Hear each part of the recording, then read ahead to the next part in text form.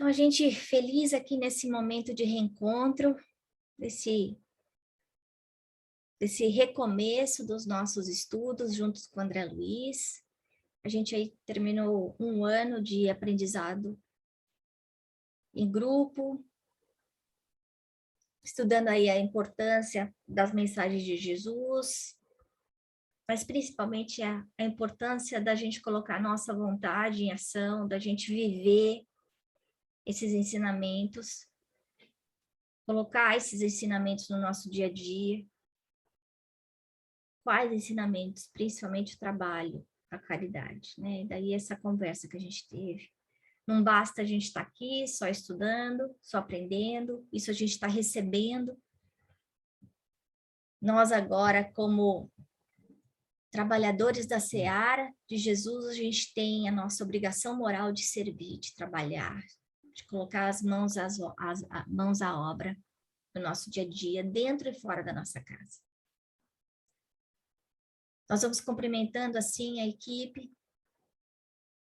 que cuida desse trabalho, que nos acolhe, que nos sustenta, pedindo a proteção para mais essa etapa de aprendizado conjunto.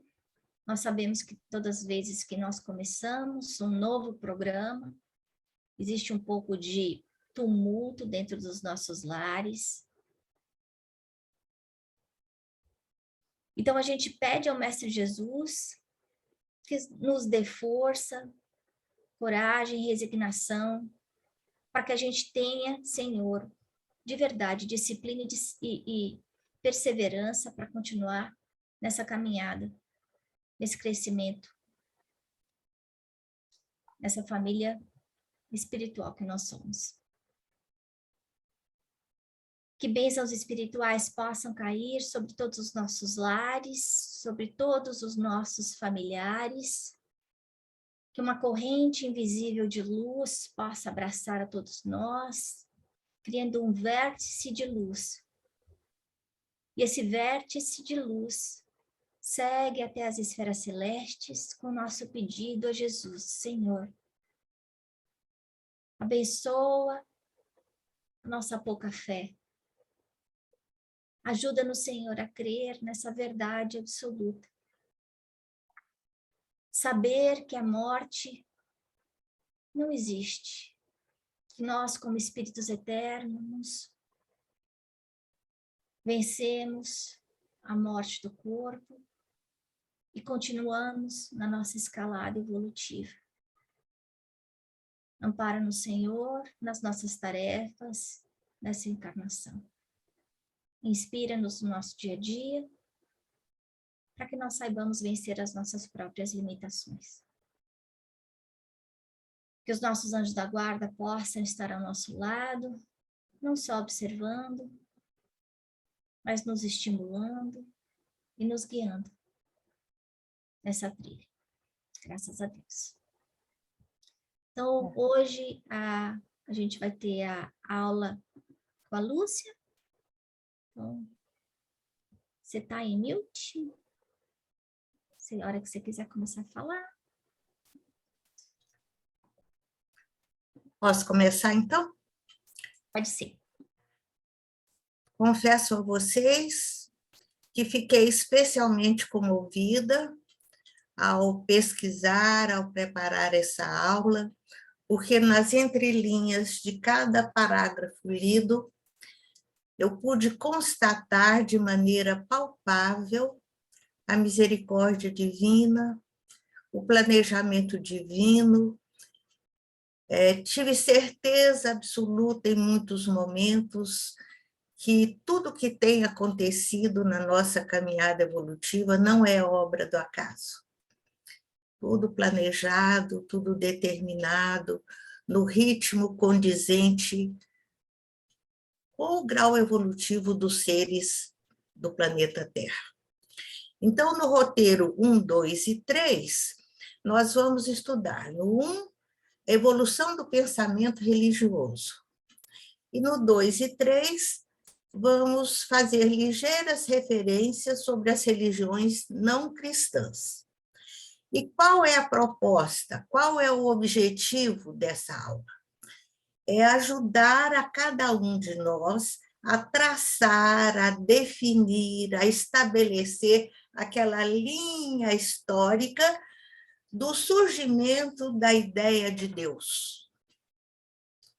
Do surgimento, ou melhor dizendo, do aflorar, porque a ideia de Deus nós já estudamos em aulas anteriores, que em função da lei da adoração, nós já temos o espírito, o princípio espiritual inteligente individualizado, já traz em si, escrito na consciência, nitidamente, essa noção, essa intuição da existência de Deus, né? Então, a ideia, a sementinha está lá, e a vivência prática nessa abençoada escola terrestre vai fazendo com que ela floresça. E vai definindo cada vez mais, cada vez melhor, a ideia de Deus.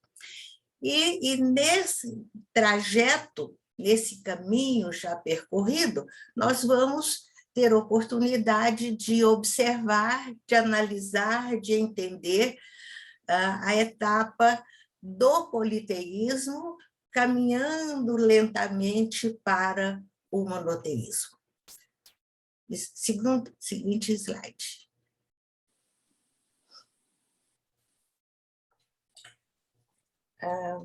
Outra coisa que ficou muito claro para mim é que cada conceito espiritual que nos é trazido, que nós vamos absorvendo, na verdade, pode ser comparado a um suco concentrado. E nós sabemos, por experiência prática, que no suco concentrado você pega uma pequena porção e dissolve, muitas vezes, várias vezes, criando etapas diferenciadas, né? E quando a gente estuda a doutrina espírita e observa atentamente as orientações, os conceitos que o mundo espiritual, pela misericórdia de Deus, tem trazido até nós, é que a história da humanidade já está escrita, não só escrita no passado, ela está delineada, programada pelo futuro, pela eternidade. E por isso é que é tão importante, e que faz parte do programa do nosso curso, entender de uma forma mais clara, mais definida, em que consiste essa trajetória, o que é exatamente essa peregrinação do ser inteligente, através de sucessivas encarnações. Com a doutrina espírita, nós tomamos conhecimento acerca dos arquivos espirituais, não só individuais, também coletivos, chamados de arquétipos, né? E temos também oportunidade nessa pesquisa, nessa reflexão, de conhecer a história de antigas civilizações, de outros povos, de outras raças que viveram bem antes de nós e que, a seu tempo, tiveram os diversos níveis de desenvolvimento, né? Isso nos remete, essa linha de raciocínio nos remete à civilização inca, à civilização maia, à civilização egípcia, enfim, muitas outras que no passado já viveram momentos altamente significativos em termos de conhecimento religioso, de religiosidade. Adiante.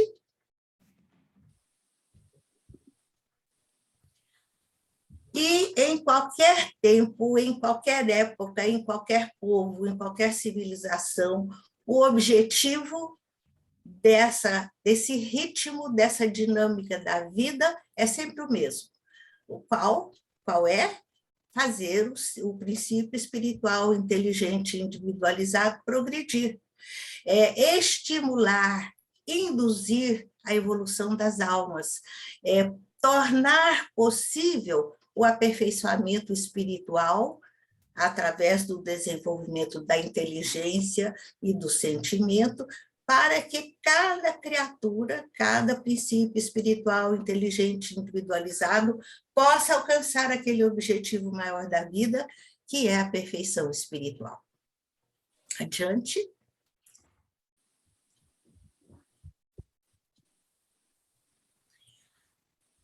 Volto à minha comparação tão querida, que é do planeta Terra com a escola, né? Vamos repensar o pensamento já pensado. Vamos rever o que acontece numa escola, nas diversas classes, cada classe no seu nível, no seu grau, com um programa de estudo, de trabalho, de aprendizado diferente. Por melhor que seja a escola, por melhores que sejam os professores, se o aluno não se esforçar, se o aluno não se empenhar de verdade, ele não vai passar de ano. Então, é só levando muito a sério a tarefa, o compromisso do estudo, é que nós vamos conquistar a experiência indispensável que vai nos transformar e transformar a nossa vida. Temos lembrado também, em outras ocasiões, que esse trabalho é grandioso e que não cabe numa única vida. Mas, graças à sabedoria de Deus, nós temos inúmeras encarnações para realizar esse trabalho. Tantas quantas sejam necessárias. Adiante.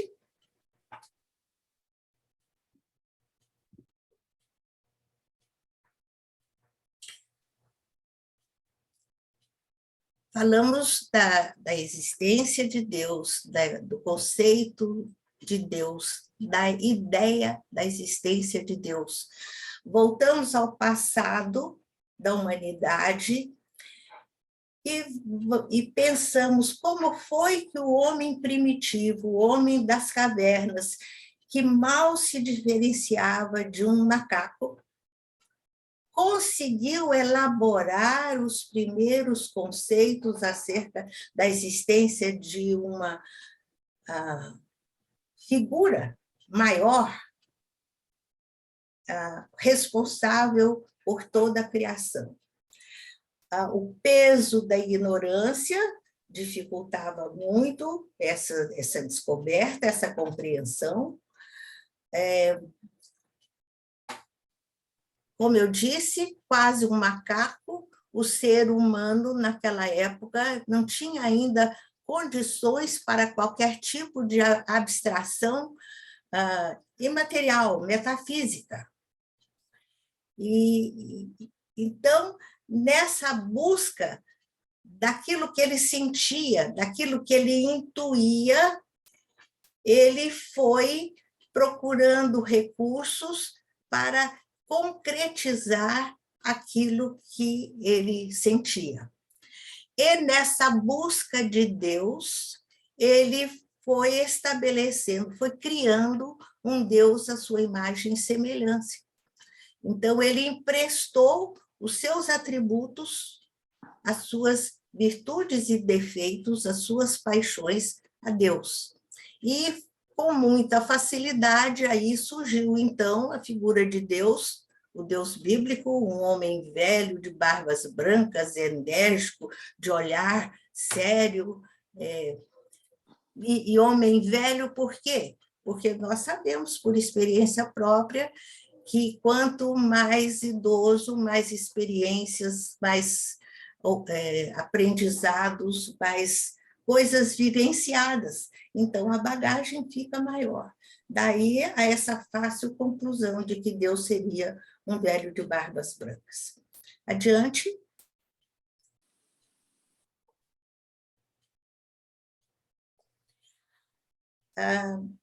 Nesse início, nessa busca do Criador, do Deus único, os hebreus, sem dúvida nenhuma, foram os pioneiros, os primeiros a adotar o monoteísmo. Até então, os povos eram politeístas, e tudo que escapava à sua compreensão, eles deusificavam, né? O que não era bem entendido, bem racionalizado, era divinizado. Mas esse momento do povo judeu, essa revelação acerca de Jeová, recebido naquela época de Moisés, que era um missionário que veio com essa tarefa de trazer, de colocar de uma forma o mais nítido possível na época, esse conceito do Deus único. O trabalho de Moisés, a vida de Moisés é muito linda. No roteiro 5, nós vamos ter uma aula só sobre o Moisés. Então, nós vamos deixar esses comentários para essa aula.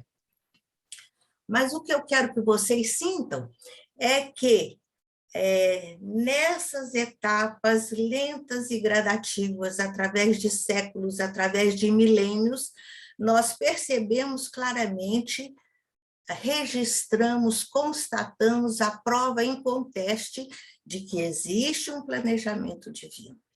Esse programa curricular vai sendo trazido, repetido, até que seja assimilado e bem digerido.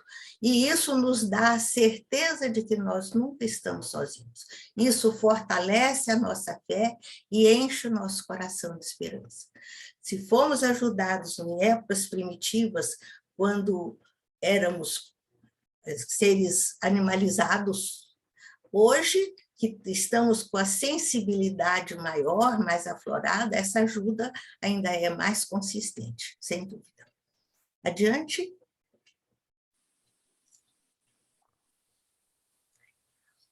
Os povos, então, pelo que eu acabei de comentar com vocês, com certeza os povos primitivos não compreendiam Deus. A matéria predominava, o homem vivia em função dos seus impulsos, dos seus instintos de animal selvagem.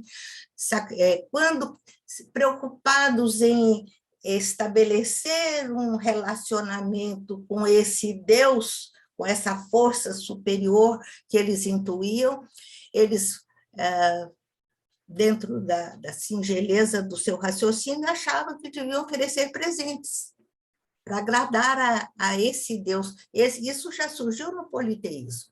Ofereciam diversas oferendas, e nós encontramos resíduos disso até hoje, né? No passado, ofereciam vidas humanas, vidas de animais, ofereciam flores, frutos, e nós vemos que ainda hoje existem resíduos disso no nosso mundo moderno. Nós sabemos que os japoneses oferecem comida, nós sabemos, nas igrejas católicas nós vemos flores, né? Então, incenso, isso tudo com intenção de gratidão, de fortalecer o relacionamento criatura e criador, né? Mas, apesar dessa nossa imatura compreensão das oferendas, hoje nós já estamos num patamar que nos faz entender claramente que, mais do que qualquer oferenda material, o que é realmente importante são os nossos atos, as nossas atitudes efetivas de amor e fé. Adiante. Eu queria só fazer um comentário sobre as oferendas para Iemanjá no final do ano, né? Pois é. Muito comuns e que os médicos... Comidas, bebidas, flores, né? Muito comum, todo mundo trata com muita naturalidade, mas o interessante é, claro, não faz sentido, né? Aí a gente sabe que não precisa, mas os médiuns videntes, eles conseguem ver nessas oferendas, oferendas para as pessoas que realmente estão colocando essas oferendas com a fé, com o desejo, com o amor, enfim, como pontos de luz. Então, é interessante a gente perceber, não é a flor, não é a fruta, e sim esse desejo, esse pedido, essa entrega, né? Então, a gente precisa conseguir se desapegar da matéria, né? Não é a vela. é o papel do agente indutor Uhum. da fé, né? Estimula e a fé enriquece aquele momento, aquele relacionamento. A Sueli, até na palestra dela, citou André Luiz, eu não me lembro de que livro, que ela fala de um padre que está celebrando uma missa. É, do Libertação. É a libertação. Libertação. Uhum. Que ele, Libertação. a hóstia está sem luz. Quando coloca na boca de uma pessoa, ela se ilumina, se energiza, né? Pois é. Bom, então, o desenvolvimento da ideia de Deus, lento e gradativo, desencadeou um processo religioso, sempre proporcional à maturidade das criaturas. A gente vê isso no passado, no presente, exatamente como a Ana acabou de comentar.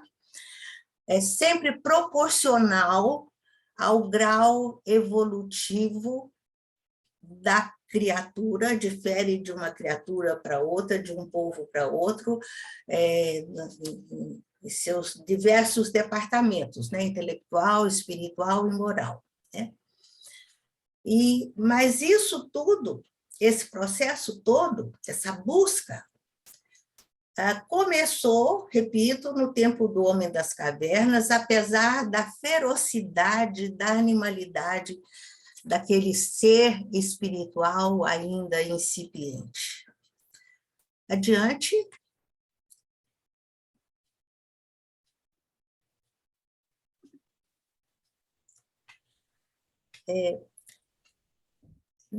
Nessa fase do Homem das Cavernas, eu queria ter comentado, esqueci, eles intuíam muita coisa, eles sentiam muita coisa, eles aprendiam com experiências práticas no dia a dia, porque tudo que acontece na nossa vida é lição, ensinamento, é item para o nosso crescimento espiritual. E, sem dúvida nenhuma, faz parte desse pacote de processo didático-pedagógico que nós, alunos da Terra, estamos recebendo, né? E aí, no tempo do Homem das Cavernas, toda vez que ele tinha um sonho, que ele tinha um pesadelo, ou que ele via alguma entidade, porque a mediunidade é natural em todas as criaturas, né? Esse impacto emocional mexia com a sensibilidade deles. E aí eles ficavam querendo entender melhor, querendo digerir melhor aquela experiência vivida, sentida ou vista, né? E automaticamente foram levados às primeiras manifestações primitivas de arte. Por isso é que as cavernas dos povos primitivos têm aquela arte rupestre, aquelas pinturas, em que eles encontravam uma abertura, uma válvula para dar vazão a todas essas descobertas, sutis descobertas, né, que vinham fazendo no seu dia a dia, na sua experiência de vida. Então, todos aqueles desenhos, todos aqueles registros, na verdade, são reflexo das inspirações, das visões, das emoções. E, ao fazer o desenho, eles estavam repetindo, refletindo acerca da experiência vivida e estavam, assim, fortalecendo a estrutura do seu amadurecimento, melhorando, aos poucos, a compreensão acerca da experiência vivida. Pois bem, então, essa consciência quase adormecida, apesar das suas limitações, buscava essa sintonia com Deus, a sintonia com essa realidade transcendental. E por que é que essa busca acontecia, apesar deles não terem consciência efetiva e real disso? É porque é um talento espiritual, é outra coisa que nós já temos comentado com vocês. Quando Deus nos criou, já nos concedeu inúmeros talentos, materiais, morais e espirituais. E, sem dúvida nenhuma, essa sensibilidade espiritual, essa sensibilidade mediúnica, essa integração com a outra dimensão, com relativa facilidade, é talento espiritual que começa a florescer, né? E para que esses talentos começassem a ser trabalhados, a sabedoria de Deus, é claro, fazia com que estímulos variados que aconteciam no dia a dia daquele ser primitivo funcionassem para ampliar horizontes. Vamos, por algum momento, nos colocar no lugar do homem das cavernas. Imaginem vocês o medo, o pavor que eles deviam ter na hora de uma tempestade, de relâmpagos, de trovões. A dificuldade que deve ter sido para eles entender por que é de dia, por que é à noite. A dificuldade para entender o fogo, que era uma bênção, foi um progresso significativo na vida deles. Mas, ao mesmo tempo que era um bem, que era bom, era um perigo, que desencadeava acidentes e tragédias, muitas vezes, né? Queimaduras, etc.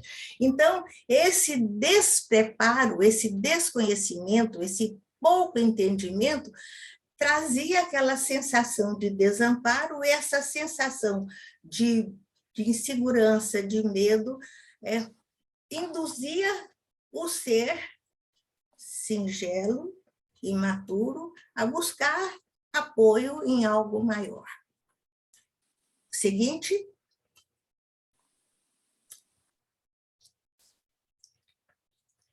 Então, estimulado por essas diversas experiências que nós relacionamos aqui, ele dá continuidade à sua busca por Deus, a sua sensibilidade vai sendo trabalhada aos poucos, vai se refinando na arte, como eu disse ainda há pouco, vai se mostrando os registros para ele e para aqueles que conviviam com ele, vão ficando mais concretos, né? Vai tornando mais concreta aquela experiência virtual ou espiritual, né? E esse pacote de emoções, de sentimentos, de experiências vividas vai desencadeando transformações, vai propiciando a evolução. A cada experiência vivida, cada experiência transcendental, metafísica, mediúnica, ele crescia mais um pouquinho. Coisas singelas, de milímetros, mas ao longo da sua vida ele vai fazendo descobertas significativas, né? E sempre deixando no seu mundo íntimo e à sua volta sinais efetivos da busca de Deus. E essa busca de Deus, nesse trabalho todo que a gente acabou de analisar aí, vai estruturando o amadurecimento psicológico e espiritual do ser primitivo. Adiante. A concepção de Deus vai se definindo cada vez mais, voltando a falar do povo hebreu, que foi um marco significativo nessa caminhada espiritual da humanidade. Eles receberam muitos espíritos missionários, verdadeiros profetas no campo da religiosidade. Isso também eu já comentei com vocês. Nós temos profetas em todos os campos da vida, em todos os aspectos da vida, da ciência, da filosofia, da religião. O profeta é aquele que vem com um conhecimento que os demais não têm. Ele vem para contar, para ensinar, para colocar ao alcance dos que não têm aquele conhecimento uma nova revelação. E o povo hebreu, nós sabemos, pelo Velho Testamento, receberam muitos profetas que traziam informações preciosas que foram ajudando, que foram fortalecendo esse conceito acerca de Deus, né?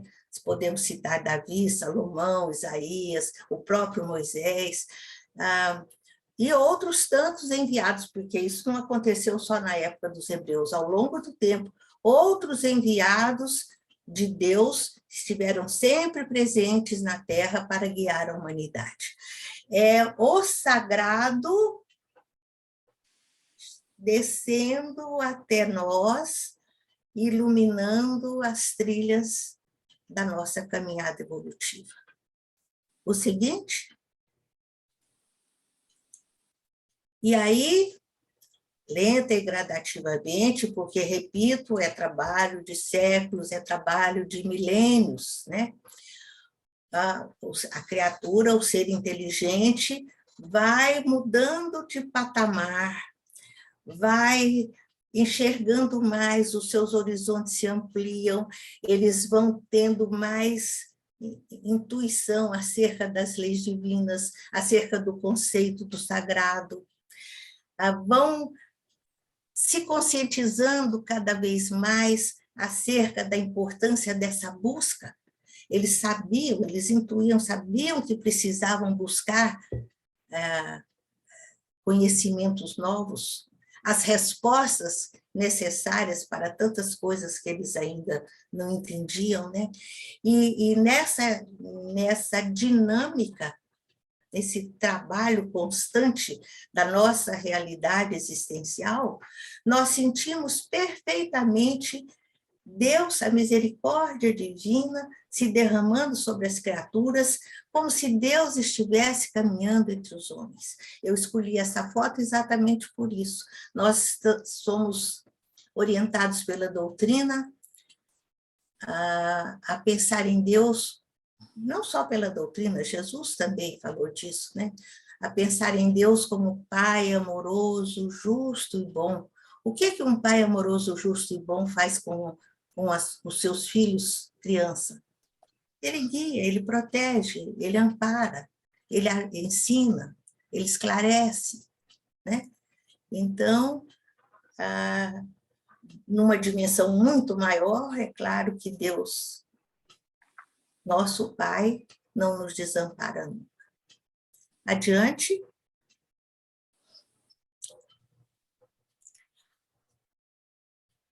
Muito importante que a gente abra aqui esse parênteses para pensar o seguinte: Jesus é o nosso Cristo planetário, mas, com o que temos aprendido com a doutrina espírita, nós sabemos, nós deduzimos de uma forma lógica e racional que outros planetas, outros mundos têm o seu próprio Cristo, outros Cristos, né?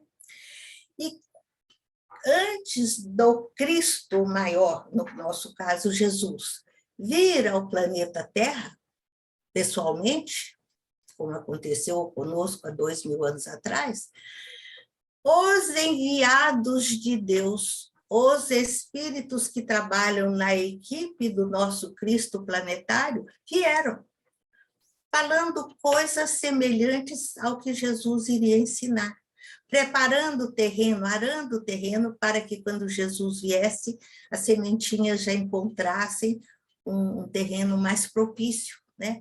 E nós sabemos, muitos desses enviados, desses precursores, desses mensageiros, verdadeiros porta-vozes de Jesus, porque se a gente olhar, todos esses enviados em outras religiões, em outros povos, em outras civilizações, em outros tempos, de uma forma geral, falaram a mesma coisa.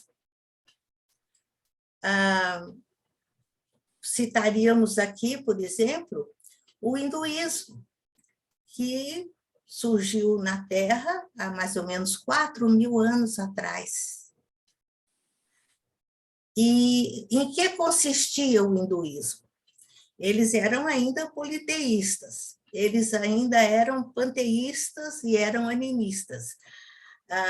Mas o conceito de Deus, a ideia de Deus estava ali latente, né? Não sei se vocês se lembram, não existe um fundador para o hinduísmo.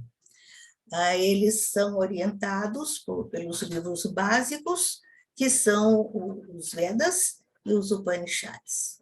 Mas os valores éticos e morais contidos aí nesses livros são muito semelhantes aos ensinados por Jesus. Vamos adiante?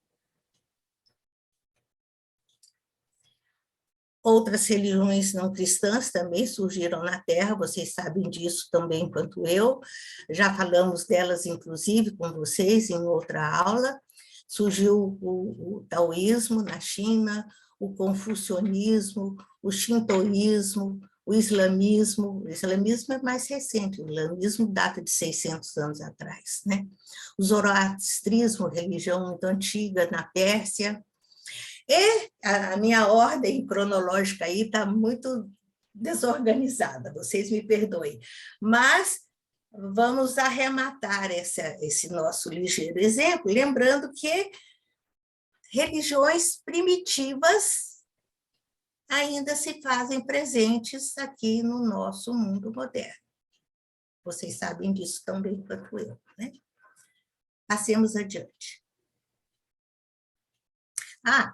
Antes de encerrar aquele slide anterior, é bem importante a gente lembrar que a doutrina espírita ensina, a doutrina espírita, que é o ápice da revelação espiritual, ensina que todas as religiões são boas, que todas as religiões merecem respeito pela ideia de Deus, pelo conceito de Deus, pela busca de Deus que existe em cada uma delas. Outra religião antiga que eu quis trazer para vocês, porque ela é do Oriente, mas está cada vez mais presente aqui no nosso mundo ocidental, é o budismo, uma belíssima filosofia que surgiu, cujo líder é Siddhartha Gautama, também nós já falamos dele com vocês em aula anterior.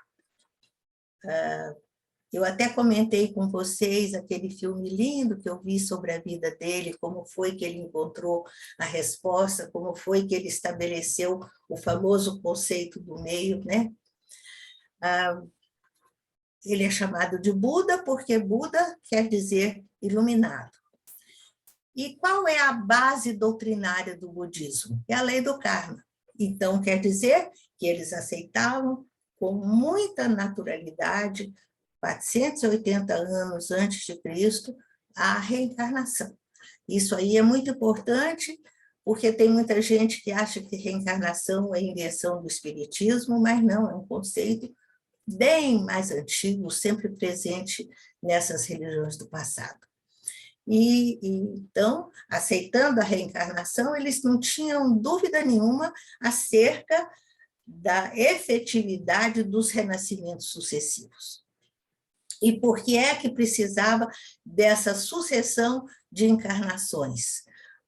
Para que as criaturas pudessem alcançar a meta, o objetivo maior da vida, que a gente sabe é a perfeição espiritual, que o budismo chama de nirvana, é aquele estado de plenitude espiritual. Um clima de paz, amor e luz. Eles buscam o que nós também estamos buscando, né? Adiante. Aqui nós vamos refletir um pouquinho acerca de que forma, de que meios, de que maneiras Deus revela suas leis. São inúmeros meios. Por intuição, por sonhos, por emissários, por religiões, mas sempre essas ferramentas que nos auxiliam são adequadas ao nível das criaturas, nível individual e coletivo, né? E não poderia ser de outra forma, porque essa frase é muito conhecida, a verdade é como a luz, o homem precisa habituar-se gradativamente a ela, senão ofusca, né? E a gente gosta de fazer um paralelo com a criança para entender como o conhecimento, a verdade, o aprendizado, a tarefa tem que ser sempre proporcional a criatura, a maturidade da criatura. A gente pensa no bebezinho, não adianta eu querer que um bebezinho de 2 meses ande, escreva, fale vários idiomas. Não é possível, não há maturidade básica, necessária, indispensável para isso, né? Mas, respeitando o grau evolutivo de cada um, aquele sentimento religioso inato, inerente ao ser humano, vai sendo sempre cuidado, sempre estimulado pela misericórdia divina. E eu escolhi essa foto porque eu achei interessante a frase: onde quer que nos encontramos, todos estamos trabalhando com as mesmas leis.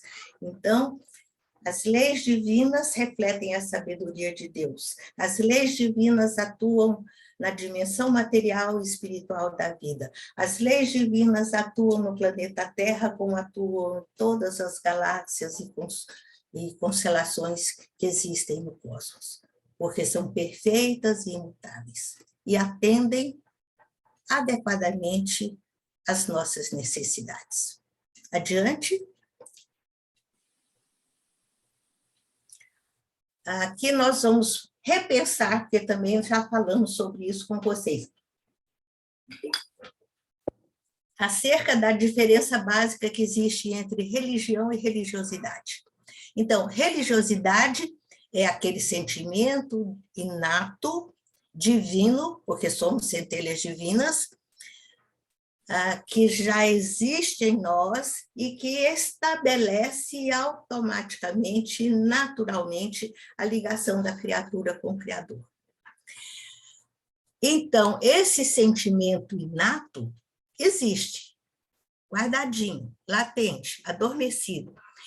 O que nós não podemos deixar de lembrar é a importância de valorizar, de priorizar essa luz que já existe em nós.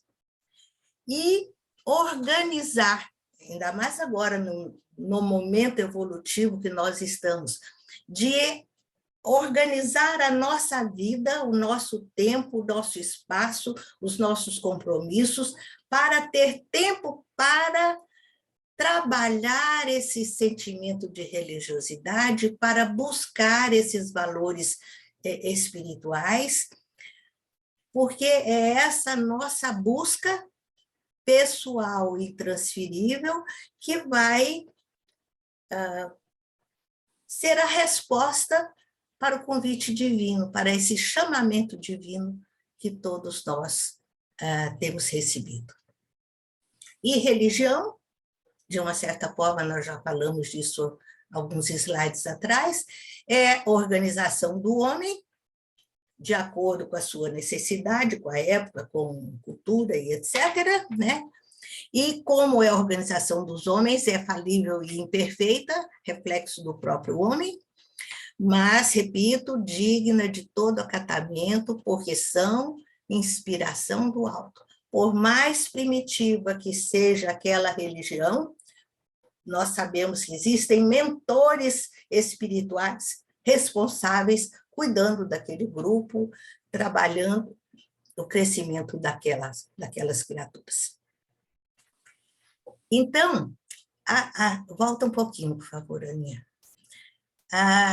Essa energia, esse sentimento de religiosidade, nós podemos comparar a gotas de orvalho celeste.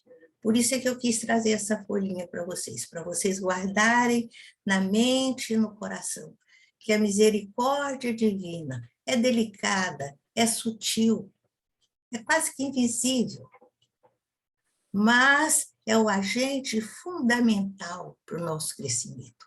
É a sutil manifestação do amor divino por nós. O amor divino sempre presente na história de cada povo, na história de cada criatura. Adiante.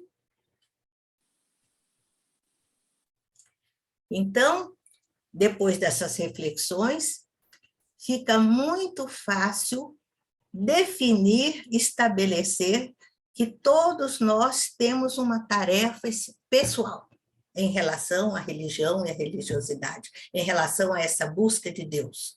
Então, temos que assumir conosco mesmos esse compromisso de buscar conhecimento com os espíritos de luz, que nós sabemos estão sempre aí à nossa volta, e sempre que a gente pede ajuda, eles vêm, não nos deixam sem resposta. E nós devemos fazer isso por quê? Porque nós queremos crescer. E já temos diretrizes seguras para a nossa caminhada, já temos Jesus como mestre, como exemplo, está lá no Livro dos Espíritos, é o modelo perfeito para toda a humanidade, né? Estudando os ensinamentos de Jesus, fazendo o esforço necessário e adequado para vivenciar os ensinamentos de Jesus, estabeleceremos automaticamente sintonia com o alto. Mas, para isso, é preciso que sejamos fiéis ao conhecimento que já temos, a tudo aquilo que nós já aprendemos. Não ficando só na superfície, na superficialidade da informação intelectual, mas trazendo a todo aquele conhecimento para a nossa conduta no dia a dia. E no nosso dia a dia, procurando transformar, modificar, renovar, educar textualmente o nosso pensamento e o nosso sentimento. E quando nós fazemos esse esforço, nessa sintonia com o alto, nessa sintonia com Jesus, nós amadurecemos. Nós deixamos de ser bebezinhos espirituais. Os nossos horizontes se ampliam e a gente entende cada vez mais e melhor o que é Deus, o que são as leis divinas, o que é a realidade da verdadeira vida, que é a vida espiritual. E a essa altura, nós temos que lembrar que, para facilitar esse nosso trabalho, nós temos a faculdade mediúnica. Vocês tiveram a aula com a Sueli, a palestra da Sueli falando sobre mediunidade, então com essas informações bem recentes aí na mente e no coração, mas é sempre bom a gente relembrar que mediunidade é a atualização de potencialidades fundamentais.